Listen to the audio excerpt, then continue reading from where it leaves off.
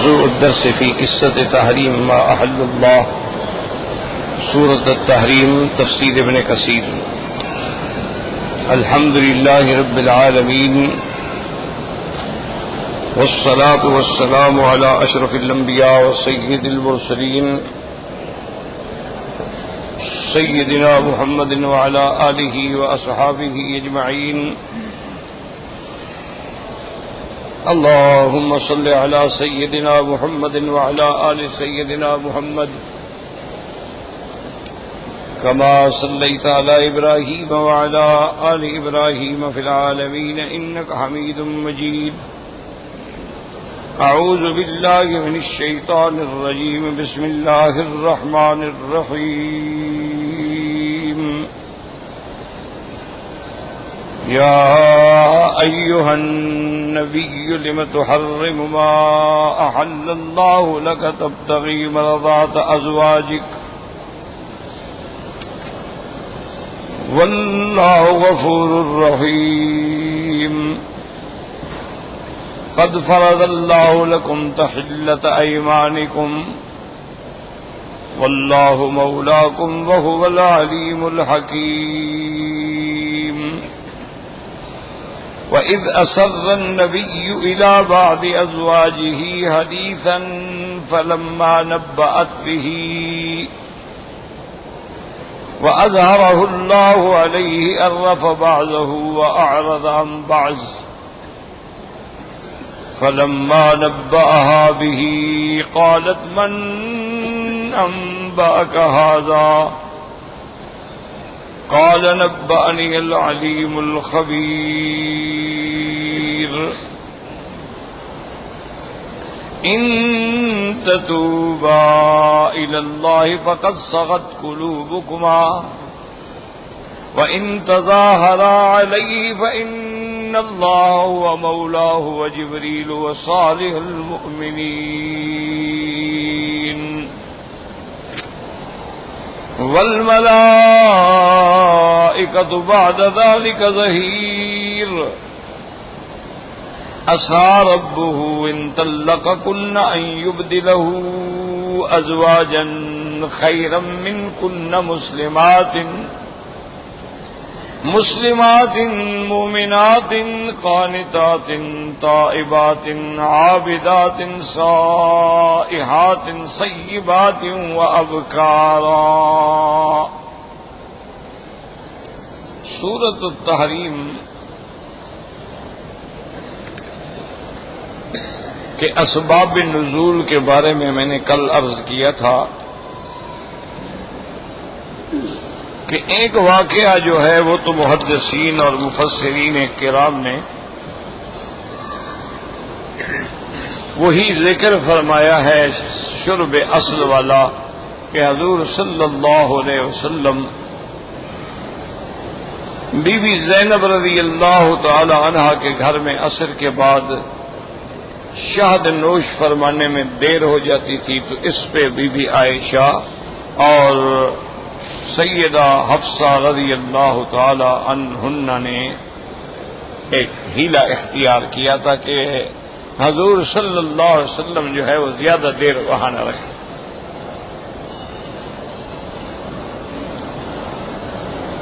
ایک واقعہ تو یہ ذکر کیا گیا ہے کہ پھر حضور پاک نے فرمایا کہ بھئی میں نے اپنے اوپر شہد کو حرام کر دیا ہے لیکن کسی کو بتانا نہیں تاکہ بی بی زینب کی دل شکنی نہ ہو. دوسرا واقعہ بھی علماء نے محدثین نے لکھا ہے جن کا بعض کتابوں میں ذکر ہے کہ حضور صلی اللہ علیہ وسلم کی ایک باندی تھی جس کا نام ماریا قبطیہ تھا.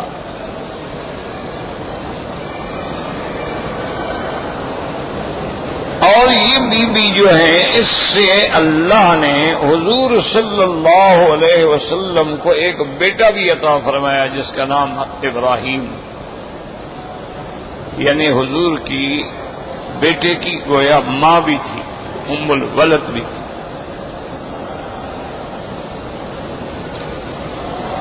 اور اسلام کے اندر یاد رکھیں کہ دو چیزیں اللہ نے حلال کی ہیں. اللہ نے قرآن میں واضح کر دیا ہے کہ والذین ھم لفروجہم حافظون، ایمان والوں کی صفت یہ ہے کہ وہ اپنی شرم گاہوں کی حفاظت کرتے ہیں. الا علی ازواجہم، ہاں اگر بیویاں ہیں تو پھر بیویوں کا حق ہے.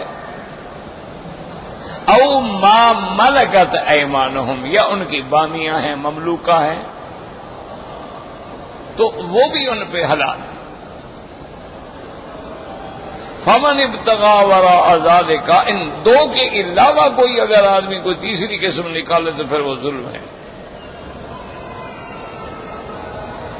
اور یہاں اچھی طرح مسئلہ سمجھ لیں کہ اگر آدمی شادی کرے تو شادی میں تو صرف 4 نکاح کر سکتا ہے، یعنی ایک وقت میں 4 بیویاں رہ سکتی ہیں اس کی حرمت نکاح. اس سے زیادہ جو ہے وہ حرام ہے. لیکن ملک الیمین جو ہے یعنی مملوکہ جو ہے اس کی کوئی حد نہیں، اس کی کوئی پابندی نہیں، 1 ہے 2 ہیں 3 ہیں 4 ہیں، اس کی پابندی نہیں ہوتی، اور وہ بھی حلال ہے.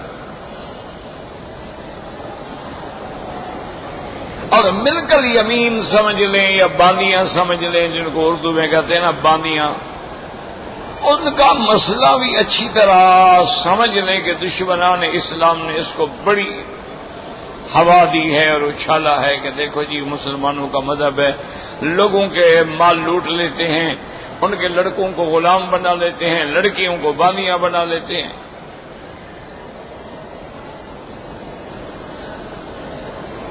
تو یہ محض پروپیگنڈے ہوتے ہیں جن میں حقیقت کچھ بھی نہیں ہے. اچھا، پروپیگنڈا کرنے والے بھی کون ہیں؟ وہ ظالم جو ایک ایٹم بم پھینکیں تو 80 لاکھ بندہ ایک وقت میں مر جائے. ذرا مجھے دکھائیں، تاریخ سے ثابت تو کریں نا کہ حضور کی زندگی میں کتنے کافر مارے گئے حضور کے ہاتھوں سے، کتنا آپ نے قتل عام کیا. پروپیگنڈا ہے، دشمنوں کے ہاتھ میں ہتھیار ہے، میڈیا ہے، اخبارات ہیں، کیبل ہیں، چینل ہیں، آج کل پھر یہ انٹرنیٹ کا عذاب ہے، یہ ہیں، تو وہ جو چاہتے ہیں اسلام کے خلاف باتیں بڑھاتے رہتے ہیں.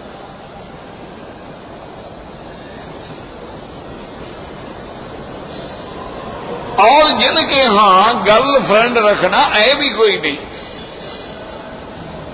بلکہ جس لڑکی کسی آدمی کی لڑکی ہو نا، وہ جوان ہو جائے، اس کا کوئی دوست نہ ہو تو سمجھتے ہیں کہ لڑکی بیمار ہے، اس کا کوئی بوائے فرینڈ نہیں ہے. اس کا مطلب ہے کہ یہ بیچاری جو ہے سائیکولوجیکل طور پر بیمار ہیں. تو ماں باپ کہتے ہیں تم نے ابھی تک کوئی دوست نہیں بنایا. ڈاکٹروں کے پاس لے جاتے ہیں کہ ہماری لڑکی کی عمر 16 17 سال 18 سال ہوگی، اس کا دوست کوئی نہیں. وہ کہتے ہیں اچھا، اس کا مطلب اس کے ذہنی طور پہ اس کو کوئی گرہ لگی ہوئی ہے جس کو کھولنا پڑے گا. تو مسئلہ سمجھو، مسئلہ یہ نہیں ہے کہ باندیوں کا معنی ہے کہ تم جو غریب علاقوں میں چلے جاؤ، جیسے ہمارے ہاں بھی ہوتا ہے کہ جتنے دور افتادہ علاقے تھے نا جی، اپنا کافرستان کے علاقے اور اس طرف کے پہاڑوں میں غریب لوگ رہتے تھے. اچھا، بعض بدھ مذہب تھے، بعض کچھ ان میں مسلمان بھی ہو جاتے ہیں، اور غریب ہوتے ہیں، ان سے جا کے لڑکیاں خرید لیتے ہیں.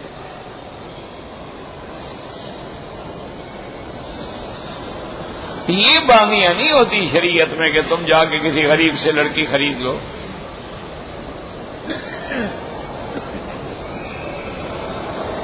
یہ باندیاں نہیں ہوتی ہیں کہ گھر میں جیسے ذمہ داروں نے، سرداروں نے، وڈیروں نے، چوکی جاگیرداروں نے 10-10 20-20 30-30 گھر کے اندر نکرانیاں رکھی ہوئی ہوتی ہیں. ہر بچی کی 2-2 3 نکرانیاں ہیں، بیوی کی 2-3 نکرانیاں ہیں، کھانے پکانے والیاں 2-3 ہیں، گھر کی صفائی کے لیے، کپڑوں کے لیے، وہ پورا گھر نکرانیوں سے بھرا ہوتا ہے. اور جو بیچاری نوجوان ہوئی، خوبصورت ہوئی، بس وہ پھر ذمہ دار کے لیے مال غنیمت ہے. نہ وہ بول سکتی ہے، نہ ماں باپ بول سکتی ہے، نہ چیخ سکتی ہے، نہ فریاد کر سکتی ہے۔ سردار جو چاہیں کریں، ان کی اولادیں جو چاہیں کریں۔ کبھی تو یہ ہوتا ہے کہ ایک ایک باندی پہ باپ بھی فائدہ اٹھاتا ہے، بیٹا بھی اسی سے فائدہ اٹھاتا ہے۔ اتنے بے حیا لوگ ہیں یہ باندیاں نہیں ہوتی میرا بھائی، اپنے دماغ کو صاف کرو۔ اسلام نے جن کی اجازت دی ہے وہ یہ ہے کہ اگر ہماری کافروں سے جنگ ہو جاتی ہے، جہاد ہے، اللہ نے مسلمانوں کو فتح عطا فرما دی، اب وہ علاقہ بھی مسلمانوں کا ہوگا اور اس کے جتنے لوگ قیدی ہوں گے وہ بھی مسلمانوں کے ہوں گے، جتنا مال ہوگا وہ بھی مال غنیمت ہوگا، اور جتنی ان کی عورتیں ہوں گی وہ بھی مملوکہ ملک الیمین ہوں گی، وہ بھی مسلمانوں کی ملکیت میں آ گئی۔ یہ جہاد کے بعد ہے، یاد رکھو۔ اب جب جہاد ہی نہیں رہا تو باندیاں کہاں رہی؟ اچھا تم مجھے سمجھاؤ کہ جہاد کرنے کے بعد مسلمانوں نے فتح کر لیا علاقہ، وہاں سے 10 لڑکیاں کافروں کی پکڑی گئیں، ان کے ماں باپ قتل ہو گئے، آپ مجھے بتائیں ان کے ساتھ کیا کرنا چاہیے؟ ان کو قتل کر دیں؟ ان کا کیا گناہ ہے؟ لڑائی تو ماں باپ نے کی تھی، یہ تو بیچاری گھر میں بیٹھی ہوئی تھی۔ اچھا قتل نہ کر دیں، کیا کریں؟ جیل میں ڈال دیں اور ان کی جان مال عزت روٹی کھانا یا دیتے رہیں، اور ان کی جوانی جو ہے جیل میں تباہ ہو جائے، یا جیل کے اندر رہ کر پھر وہ جرم کریں، گناہ کریں۔ 2 صورتیں۔ تیسری صورت یہ ہے کہ ہم ان لڑکیوں کو پھر کافروں کے حوالے کر دیں، تو ان کا ماں باپ تو وہ ہے نہیں، ان کو کیا ہمدردی ہے؟ وہ بھی جو چاہیں گے پھر کریں گے، ان کے لیے مفت کا مال ہے۔ تو اسلام نے تو اس کا حل نکالا کہ جیسے مال غنیمت مجاہدین میں تقسیم ہوگا، اسی طرح وہ غلام ہیں یا بانیاں ہیں وہ بھی مجاہدین میں تقسیم ہوں گی، اور جس نے جہاد نہیں کیا اس کو نہیں ملے گی۔ اگر جی مجاہد کو مل جائے اس کو بھی پھر اسلام نے کہا ہے کہ بہتر یہ ہے تمہارے لیے اس کو اچھا ادب سکھاؤ، اس کو علم پڑھاؤ، اس کے ایمان کی دین کی حفاظت کرو، اور اس کے بعد اس کو آزاد کر دو، آزاد کرنے کے بعد تم نکاح کر دو تو تمہارے لیے سب سے زیادہ بہتر، تاکہ اس کی عزت کا تحفظ ہو۔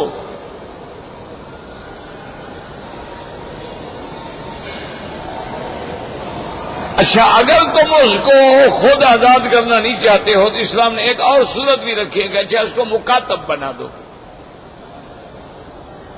مکاتب کا کیا معنی کہ جس مجاہد کے حصے میں آئی ہے وہ کہتے ہیں دیکھو تم کسی گھر میں نوکری کر لو، کام کرو، مزدوری کرو، محنت کرو، مجھے 10,000 ریال دے دو میں تمہیں آزاد کر دوں گا۔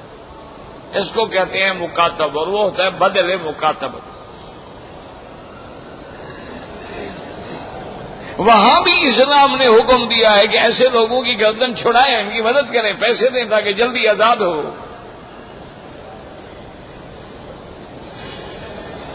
اسی طرح قرآن پاک نے فرمایا ہے کہ اگر خدا نہ کرے تم کسی کو قتل کر دو، اللہ نہ کرے تو اس کے لیے کیا ہے؟ اس میں بھی وہی حکم ہے کہ ایک غلام آزاد کرو۔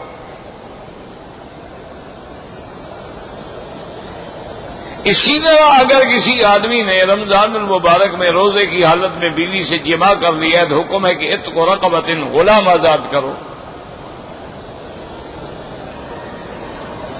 اسی طرح اگر کسی آدمی نے اپنی بیوی کو ماں کہہ دیا، زہار کر لیا ہے تو حکم ہے عتق رقبۃ، غلام آزاد کرو، تاکہ غلام آزاد ہوں، زیادہ سے زیادہ آزادی ملے ان کو، وہ کسی کی قید میں نہ رہیں۔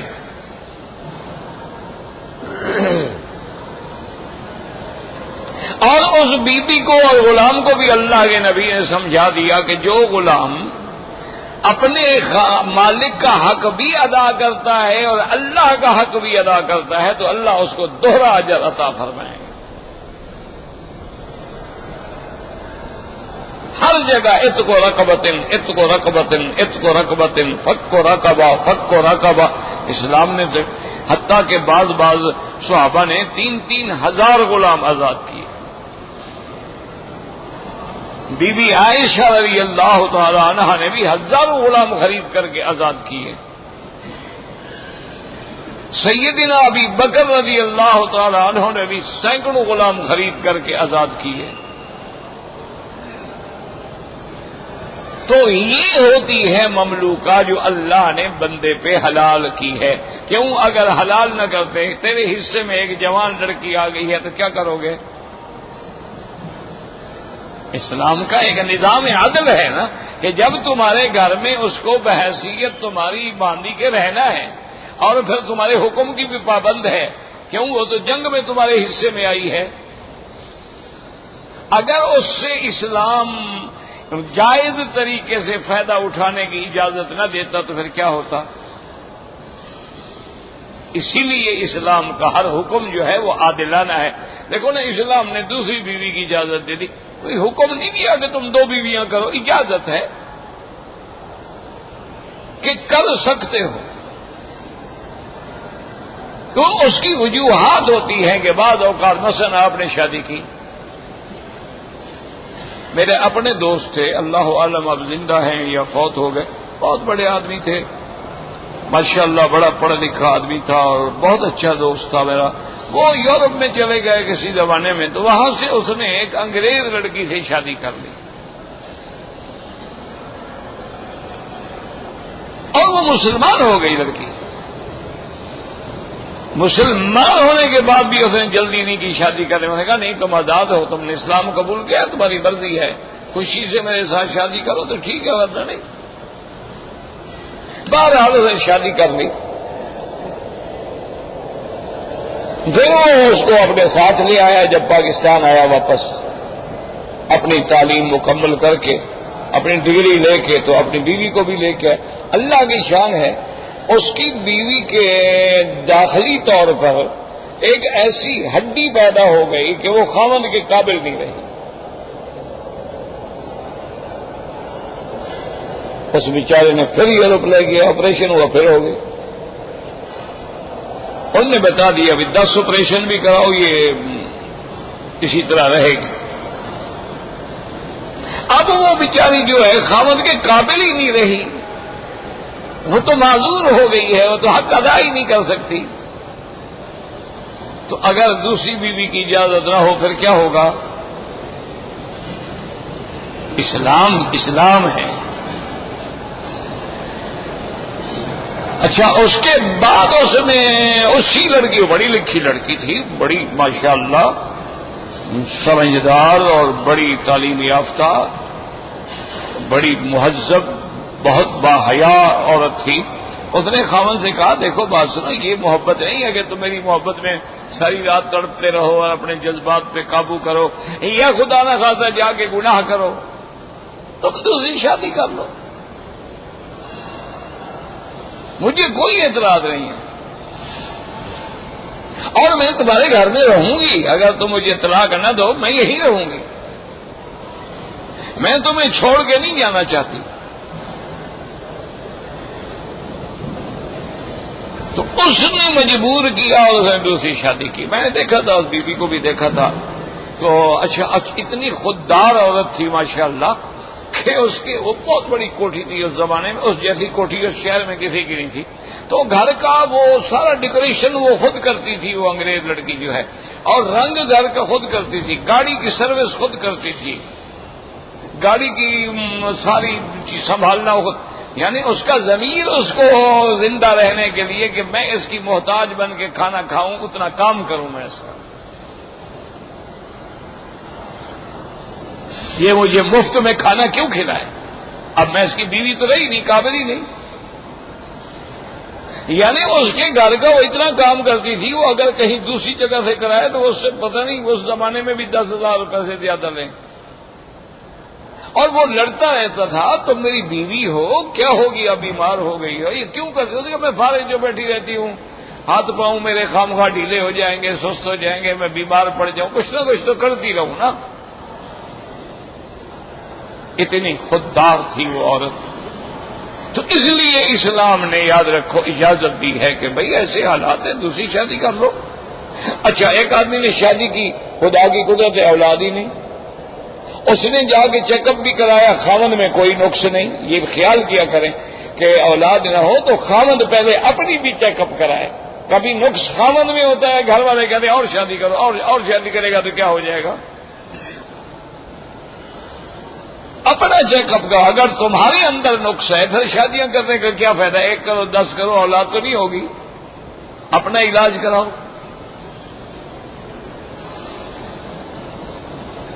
تو اس لیے اسلام نے اجازت دی ہے کہ بھئی 1 بھی کر سکتے ہو، 2 بھی کر سکتے ہو، 3 بھی کر سکتے ہو، 4 بھی کر سکتے ہو، اور آگے پھر ایک پابندی بھی لگا دی، اگر تم ان میں برابر عدل نہ کر سکو پھر نہ کرو، پھر 1 کافی ہے۔ عدل کا معنی کیا ہوتا ہے کہ سب کو ایک جیسا گھر دو، ایک جیسا کپڑے دو، ایک جیسا گھر کا خرچ، مثلا 1000 ریال دیتے سب کو 1000 دو، ہر بیوی کے بعد 2 کمرے، سب کو 2 کمرے دو،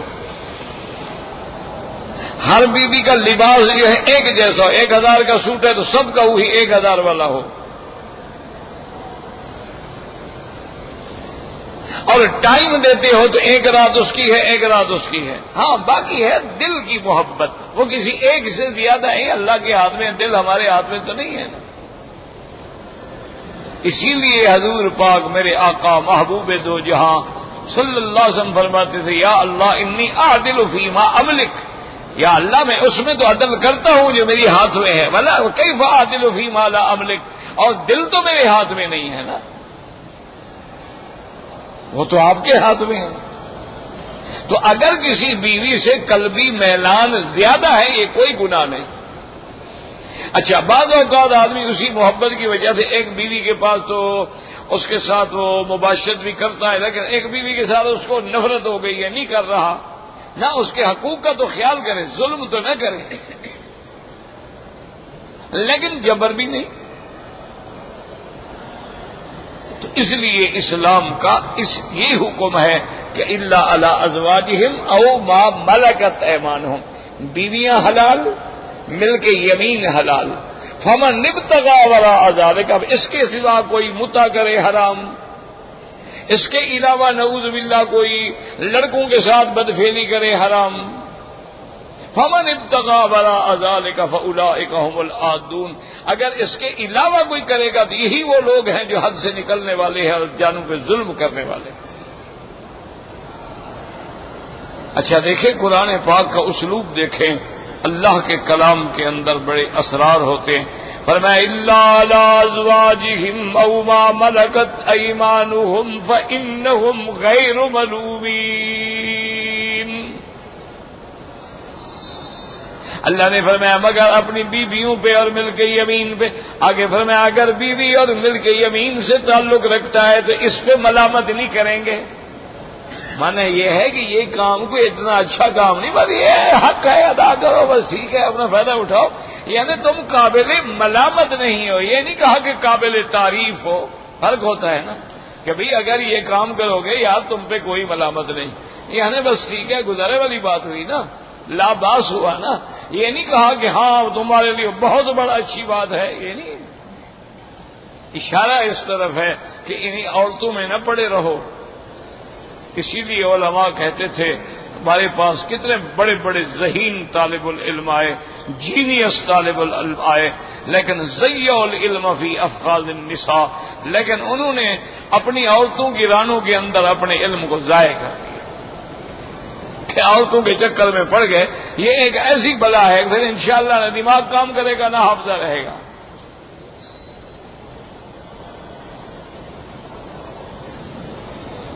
یہ عورتوں کے ساتھ جو ہے نا، چاہے بیوی بھی ہو، یہ کثرت جو ہے نا جی بندے کو کھوکھلا کر دیتی ہے اندر سے، پھر وہ کسی کام کا نہیں رہتا. انشاءاللہ 4 رکعتیں پڑھے گا اور 3 پہ سلام پھیر کے بیٹھا ہوگا. الحمدللہ رب العالمین پڑھے گا تو الرحمن الرحیم یاد ہی نہیں آئے گا انشاءاللہ. اچھا، اور یہ جو اپنی عورتوں کو ننگا کر کے دیکھتے ہیں، یہ بھی علماء نے لکھا ہے، کچھ بہت زیادہ گہری نظروں سے دیکھو تو انشاءاللہ جلدی اندھا ہو جائے گا.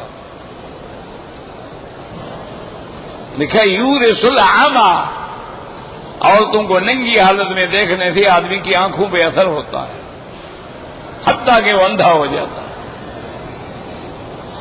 یہ کوئی ایسی چیز نہیں ہے قابل تعریف. وہ میں نے پہلے بھی آپ کو سنایا تھا، میرے مشائخ استاذوں کے بھی استاد حضرت علامہ انور شاہ کشمیری رحمت اللہ علیہ، بہت بڑے عالم محدث کشمیری کے نام سے، جن کا اللہ نے امام بخاری کے بعد جن کو حافظہ دیا تھا، اتنا بڑا آدمی تھا.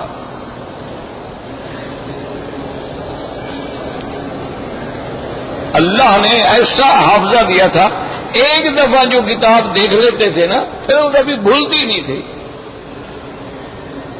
اللہ کی شان. اچھا، ایک دفعہ کتاب کو ایسے اچھی طرح نظر سوچ کے پڑھ لیں، یاد ہو جاتی.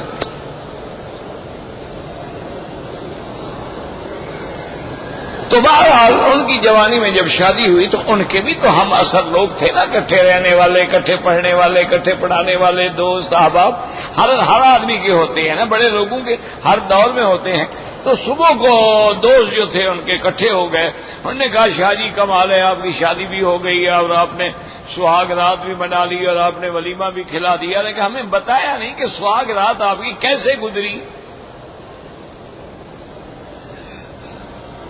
تو شاہ جی رحمت اللہ علیہ غصے میں آ گئے، آنکھیں مبارک سرخ ہو گئیں اور فرمایا کیا کہہ رہے ہو؟ فرمایا خدا کی قسم ہے اگر میرے نانے کی سنت نہ ہوتی شادی، میں کبھی نکاح نہ کرتا اور کبھی شادی نہ کرتا. یہ کوئی کمال ہے کسی کا کہ عالم دین ہو، مفسر ہو، محدث ہو اور عورت کے پیشاب کے مقام پہ پاؤں پکڑ کے بیٹھا ہو؟ یہ بھی کوئی عزت کا مقام ہے؟ ہم نے فرمایا بس یہ حکم ہے، اللہ نے اولادوں کو چلانا ہے، بس توالد تناسب ہے، نکاح سنت ہے، ہو گیا بس. یہ کیا ہے کہ کس سے کہانیاں بتاؤ لوگوں کو میری سہاگ رات کیسے گزری؟ کوئی قابل فخر بات ہے کہ میں بتاؤں؟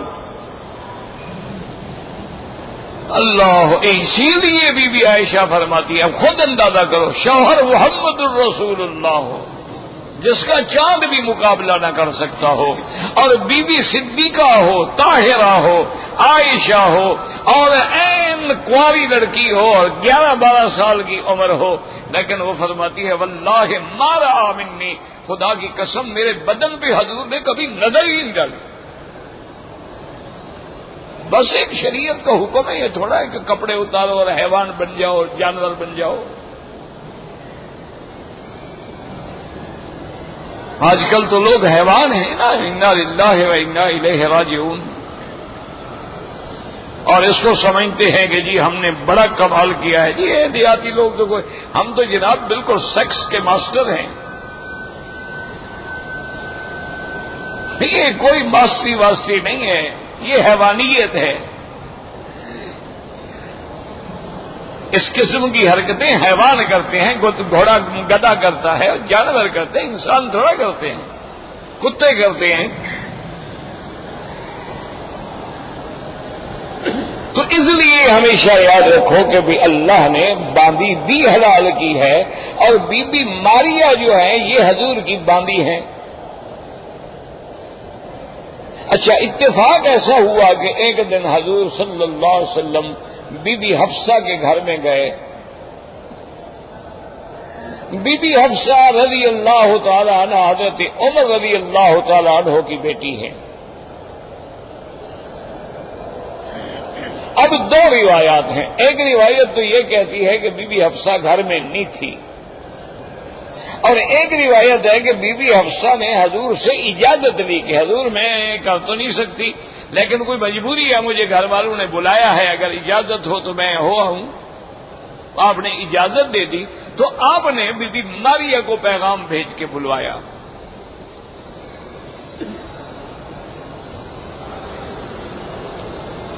اور صلی اللہ علیہ وسلم بی بی ہے، حلال ہے، آپ کی باندھی ہے. تو حضور پاک صلی اللہ علیہ وسلم نے وہیں اسی بی بی حفصہ کے گھر میں بی بی ماریہ سے ملاقات کی. اور جب بی بی حفصہ جلدی جلدی کوشش کر کے واپس آئی تو بی بی ماریہ بھی موجود تھی اور حضور بھی موجود تھے. تو بی بی حفصہ جو تھی وہ جلال میں آ گئی. اس نے کہا کہ یا رسول اللہ، آپ نے میرا کوئی خیال نہیں کیا، فی نوبتی فی یومی و فی فراشی.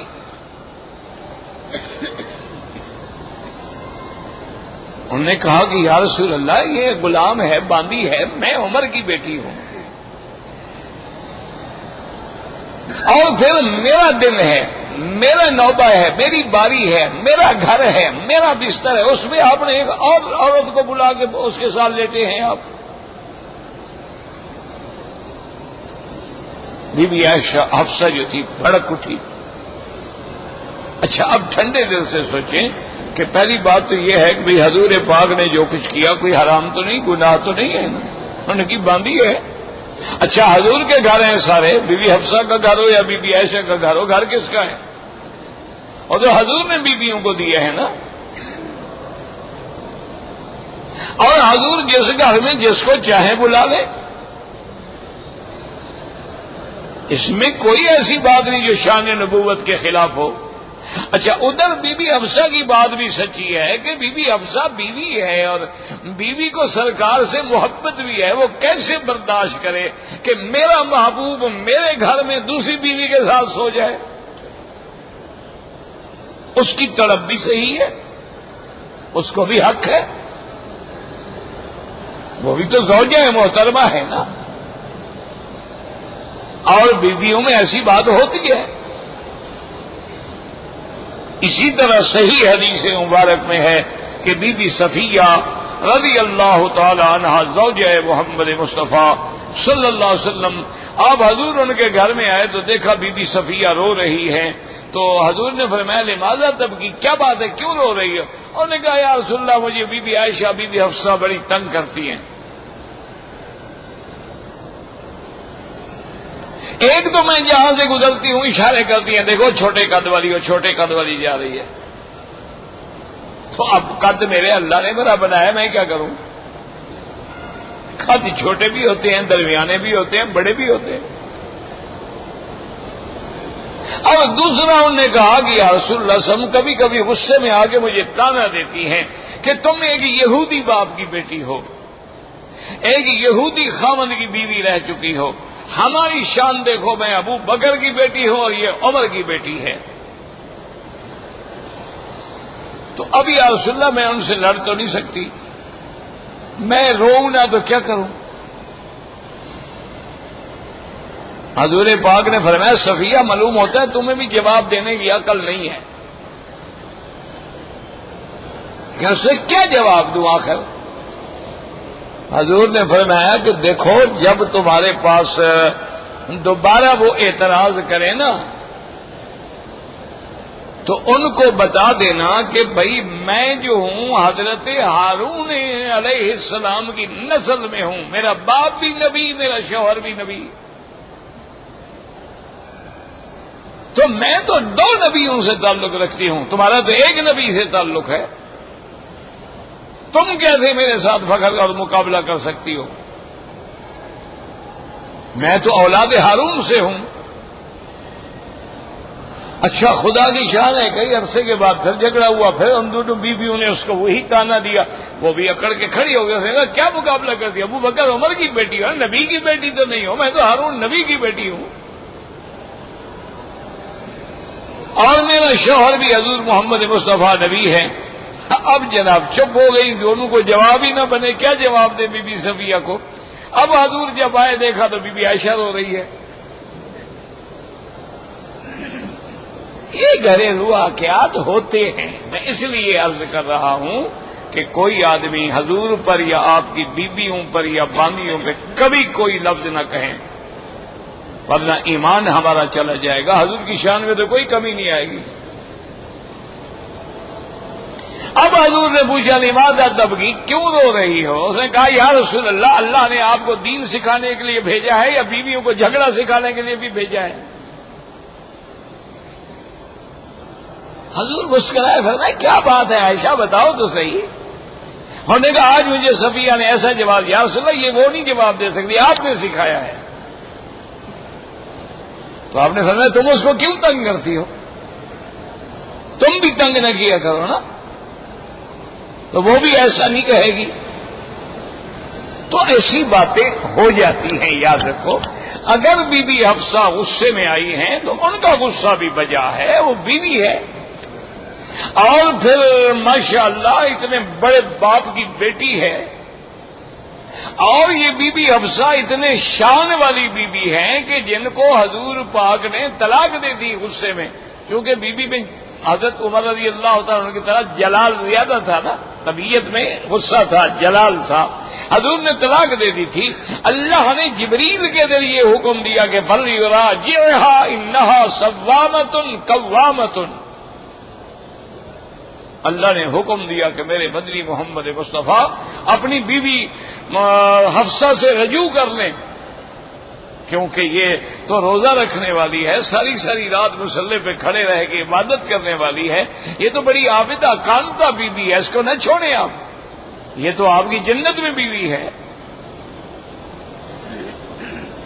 تو اس لیے حضور صلی اللہ علیہ وسلم سے اس نے کہا کہ یا رسول اللہ کہ فی نوبتی وفی فراشی، میرے نوبہ میں، میری باری میں، میرے بستر میں، میرے گھر میں آپ نے ماریا کو بلایا۔ حضور پاک نے فرمایا کہ اچھا حفصہ زیادہ بات نہ کرو اور کسی کو بتانا بھی نہیں، میں نے اپنے اوپر ماریا کو حرام کر دیا، لیکن خبردار کسی کو نہیں بتانا۔ میں کہا ٹھیک ہے۔ اب بھی خوش ہو گئی کہ چلو اب تو ماریا سے مستقل جان چھوٹ گئی نا، جب حرام کر دی اب تو حضور کبھی بھی نہیں بلائیں گے نا، حرام ہو گئی۔ بی بی بڑی خوش ہو گئی، خوشی میں جذبات پہ قابو نہ رکھ سکی، بی بی عائشہ کو بھی بتلا دیا۔ تو اس پہ اللہ نے قرآن مقدس کی یہ آیت مبارک اتاری، یا ایھا النبی لم تحرم ما احل اللہ لک تبتغی مرضات ازواجک واللہ غفور رحیم۔ اللہ نے فرمایا میرے نبی کیوں آپ نے حرام کیا اس چیز کو جس کو ہم نے آپ کے لیے حلال کیا ہے، محض اپنی بیویوں کی خوشنودی کے لیے۔ چلو غلطی ہو گئی لیکن ہماری خوشخبری بھی سن لو، ہم بخشنے والے ہیں، مہربان ہیں، ہم نے معاف کر دیا ہے۔ ناراضگی میں بھی خطاب ہو رہا ہے، نام نہیں لیا اللہ نے، یا ایھا النبی۔ یہ بھی شان محمد مصطفیٰ ہے صلی اللہ علیہ وسلم کے عتاب میں بھی لطف و کرم ہے، جیسے کہ عبداللہ ابن ام مکتوم کے بارے میں جب حضور پاک کے چہرے مبارک پہ تیوری پڑ گئی تو اللہ نے قرآن اتارا، عبس وتولی ان جاءہ الاعمی وما يدريك لعله يزكى او يذكر فتنفعه الذكرى۔ اللہ نے قرآن اتارا میرے نبی، آباسا چہرے پہ بل تیوری چڑھائی، اعراض کیا جب وہ نابینا آیا۔ اچھا تو یہاں بھی ایک امتحان تھا نا، عتاب کا موقع تھا، تو اللہ یوں بھی فرما سکتے تھے نا ابستا آپ نے تیوری چڑھائی، آپ نے اعراض ہے، نہیں اللہ نے خطاب نہیں فرمایا ابسا کسی نے تیوری چڑھائی، یعنی حضور پاک کو براہ راست نہیں مخاطب کیا، یہ نہیں فرمایا ابستا وتولی تو آپ نے تیوری چڑھائی، آپ نے اعراض کیا۔ عبس وتولی ان جاءہ الاعمی، کسی نے تیوری چڑھائی جب اس کے پاس نابینا آیا، تو بات تو حضور کی ہے لیکن براہ راست تنبیہ نہیں ہے۔ یہ بھی شان محمد مصطفیٰ ہے کہ یہاں ناراضگی کا وقت ہے کہ آپ نے میرے حلال کو حرام کیوں کیا، لیکن خطاب یا ایھا النبی لم تحرم، اور یہاں سے مسئلہ بھی سمجھ آ گیا کہ کوئی اللہ کے حلال کو حرام نہیں کر سکتا، نہ حرام کو حلال کر سکتا ہے۔ حلال کرنے کا حکم بھی اللہ کے ہاتھ میں ہے اور حرام بھی اللہ کے ہاتھ میں ہے۔ الحلال بین والحرام بین، حضور نے فرمایا حلال بھی واضح ہے، حرام بھی واضح ہے۔ وبینہما امور مشتبہات، ان کے درمیان میں بہت چیزیں مشتبہ ہوتی ہیں کہ حلال ہے یا حرام ہے۔ تو فرمایا اگر مشتبہ ہو، شبہ ہو تو بچ جاؤ۔ جیسے دیکھیں نا یہاں باہر کا گوشت آتا ہے، باہر کی مرغیاں آتی ہیں، تو شبہ تو ہے نا، کس نے ہمارے لیے ذبح کیا ہوگا، کس نے بسم اللہ اللہ اکبر پڑھا ہوگا۔ اور اگر 1,00,000 مرغی روز کی ذبح کرنی پڑے، اتنا ٹائم کون لگائے گا؟ وہ تو مشین ہے، کٹا کٹ کرتی جا رہی ہے، بس بنتا جا رہا ہے، پیک ہوتا جا رہا ہے، تو شبہ تو ہے نا جی۔ اچھا کچھ یہ بھی ہے کہ نہیں جی انہوں نے ان کمپنیوں کے ساتھ معاہدہ کیا ہے کہ تم ذبیحہ اسلامی دو گے، لیکن شبہ جب آ گیا تو بہتر یہ ہے کہ بچو۔ تو بعض علماء فرماتے ہیں کہ سورۃ التحریم کے نزول کی سبب جو ہے یہ دوسرا واقعہ ہے، واللہ اعلم۔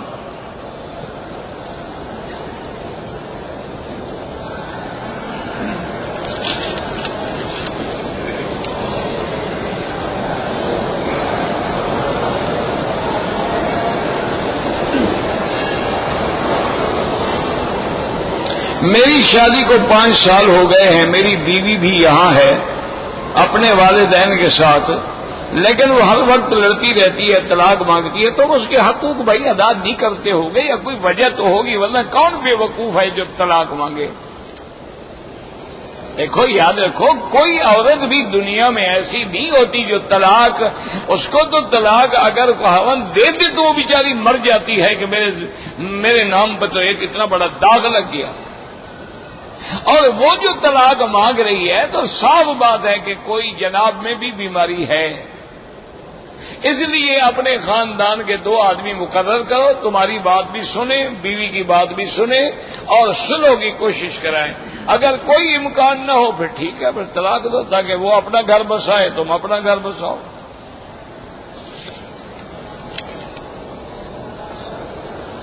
داڑھی رکھنا جو ہے وہ شرعاً واجب ہے، اللہ کے نبی کا حکم ہے اور امر وجوب کے لیے ہوتا ہے۔ آپ نے فرمایا اعفوا اللحى، داڑھی بڑھاؤ اور مونچھیں کٹاؤ۔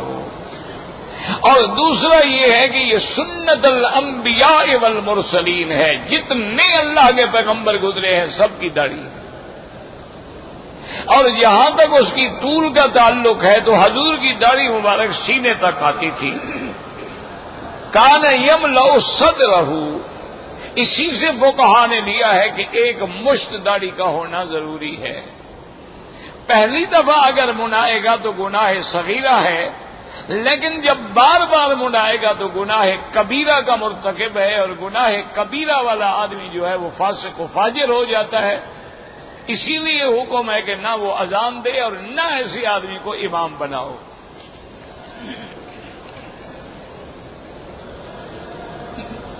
کہتے جی کچھ لوگ کہتے ہیں کہ ایسا جھوٹ بولنا کہ جس میں کسی کا نقصان نہ ہوتا ہو۔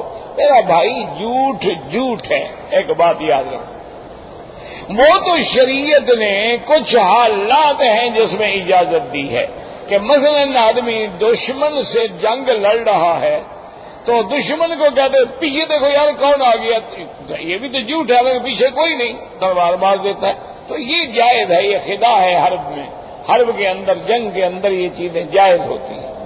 اسی طرح ایک آدمی اپنی بیوی سے جھوٹ بول دیتا ہے، بیوی نے کہا کہ میرے لیے فلانا سوٹ جا رہے ہو شہر لے آنا، اب اس کے پاس تو پیسے نہیں ہیں، بیچارہ کہاں سے لے آئے، واپس آیا تو اس نے پوچھا کیا، نے کہا میں نے سارا شہر ڈھونڈ مارا ہے وہ ملا ہی نہیں، میں کیا کروں، پھر جاؤں گا کسی بڑے شہر میں تو لے آؤں گا۔ تو ایسے جھوٹ کی بھی اجازت ہوتی ہے۔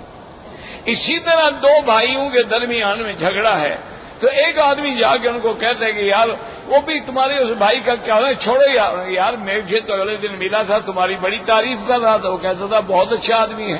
اچھا، اس کو کہا تمہاری تعریف کا تاکہ ان کی صلح ہو جائے، تو یہ بھی جائیں۔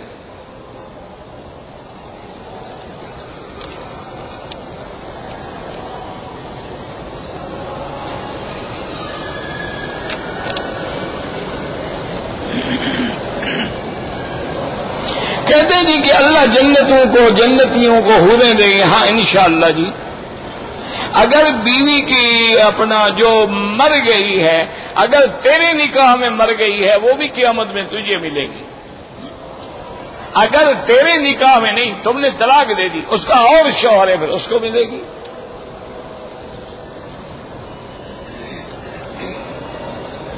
اگر طلاق ہو گیا بس ٹھیک ہے، پھر وہ تمہاری بیوی رہی نہیں. جب یہاں نہیں رہی تو وہاں کیوں رہے گی؟ بھئی یہاں طلاق دے کے تمہاری بیوی نہیں رہی تو وہاں کیسے رہ جائے گی؟ ربنا تقبل منا انك انت السميع العليم وتب علينا انك انت التواب الرحيم. اللهم اجعل لنا وللمسلمين من كل هم فرجا ومن كل ضيق مخرجا ومن كل بلاء عافية. اللهم اشفنا واشف مرضانا وارحم موتانا واستجب دعاءنا ولا تخيب رجاءنا برحمتك يا ارحم الراحمين. اللهم انصر الاسلام والمسلمين. اللهم انصر الاسلام والمسلمين وهم حوزة الدين. اللهم اذل الشرك والمشركين. اللهم انصر المجاهدين. اللهم احفظ سائر بلاد المسلمين وهذا البلد الامين واجعله آمنا مطمئنا سخاء رخاء الى يوم الدين. پاکستان کے لیے بھی دعا کریں، اللہ حفاظت کرے. بہت مشکل حالات ہیں، اللہ قادر ہے، اللہ اصلاح فرما دیں. یا الہ العالمین، تیرے علم میں جو لوگ اس ملک کے لیے، مسلمانوں کے لیے، دین کے لیے، دین والوں کے لیے بہتر ہوں، ان کی مدد فرما. ربنا آتنا فی الدنیا حسنۃ وفی الآخرۃ حسنۃ وقنا عذاب النار. صلی اللہ تعالی علی خیر خلقہ سیدنا محمد وعلى آلہ وصحبہ اجمعین. اللهم صل على سيدنا محمد وعلى آل سيدنا محمد كما صليت على إبراهيم وعلى آل إبراهيم في العالمين إنك حميد مجيد. هذا أبي أبوك خلاص نہیں کیا نہیں سمجھتے کہ